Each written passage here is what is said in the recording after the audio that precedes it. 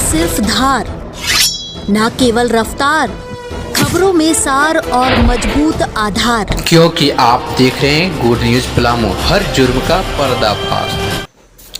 Tori railway police बल के द्वारा 3 निर्दोष मुस्लिम युवकों को झूठे मामले में फंसाने की धमकी देकर बुरी तरह पिटाई करने एवं रुपये ऐंठने का सनसनीखेज मामला प्रकाश में आया है। आरपीएफ की पिटाई से घायल एक युवक रांची में इलाजरत है, जबकि दूसरा युवक गयासुद्दीन घर में करा कर रहा है और चलाने फिरने की असमर्थ है।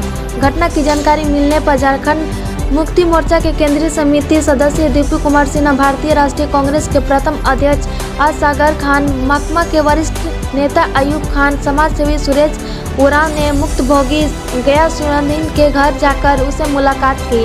सारी जानकारी इकट्ठा करने के बाद उन्होंने कहा कि यह आरपीएफ पुलिस की बर्बर कार्रवाई है। यह पुलिस द्वारा निर्दोष एवं गरीब मुस्लिम युवकों के साथ मॉब लिंचिंग का प्रयास है। इस किसी भी कीमत में बर्दाश्त नहीं किया जाएगा और युवकों की मेडिकल रिपोर्ट लेने के बाद 2 आरपीएफ के पुलिसकर्मियों पर एफआईआर किया जाएगा। राज्य सरकार को उनके इस कृत्य से अवगत कराया जाएगा और जरूरत पड़ने पर आंदोलनात्मक कदम भी उठाया जाएगा। हम लोग टेम्पो लेके स्टेशन में गए और चलाते थे गाड़ी, वहीं से बराबर पैसा मांगता था तो हम लोग नहीं दे रहे थे। बोला था तुम लोग एक दिन। कौन पैसा मांग रहा था? पुलिस मांग रहा था पैसा। कौन पुलिस? रेलवे पुलिस मांग रहा था, आरपीएफ। आगे बताइए मामला क्या? आगे फिर हम लोग नहीं देना चाहते। हम लोग से पूछा कहाँ नाम है रे, तो बोले मोहम्मद गया। तुम लोग जोल्हा माधा चो, तुम लोग जोल्हा देख रहे नहीं चाहते। गाली भी दिया है? हाँ, गाली भी दिया। कहा चलो माधर चौध अंदर ले गया। इतना मारा चलने नहीं सक रहे थे। पैसा मंगा रहा माधा चौध, 1.5 लाख रुपया मंगा। तब तुम छोड़ेंगे नहीं तो कोयला लोहा में। कितने लोगों को पकड़ा था? 3 लोगों को, 3 को गाड़ी था। और उसके बाद मार के कहता है कि पैसा मंगा 1.5 लाख रुपया, तब तुम लोग हम छोड़ेंगे, नहीं तो भेज देंगे चलान में, लोहा कोयला गाड़ी सड़ जाएगा तुम लोग का। तो हम लोग बोले नहीं ऐसा मत कीजिए सर, पैसा मंगाते हैं। तो पैसा हम लोग दिए, कुछ कैश दिए और कुछ पैसा मोबाइल से दिए। उसके बाद ये ले गया डाल्टनगंज, और डाल्टनगंज बिना टिकट में बेल करवा के लाया। उसके बाद टिकट रसीदों छीन लिया, उसके बाद छोड़ा हम लोग के। देखिए मुमताज जी, अभी हमें सूचना मिली है कि 3 निर्दोष और गरीब मुस्लिम युवकों को टोरी के जो आरपीएफ पुलिस है उसने पकड़कर झूठे मामले में फंसाकर बुरी तरह से बेदर्दी से उनकी पिटाई की है और उनसे रुपए ऐंठा है।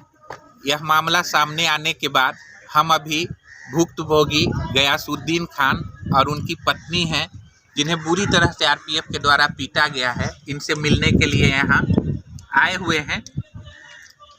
और इनसे मिलने और बात करने पर जो बातें सामने आ रही हैं, यह आज के लोकतंत्र में अत्यंत ही लज्जाजनक चीज़ें आ रही है और आरपीएफ पुलिस का एक घिनौना चेहरा सामने आ रहा है।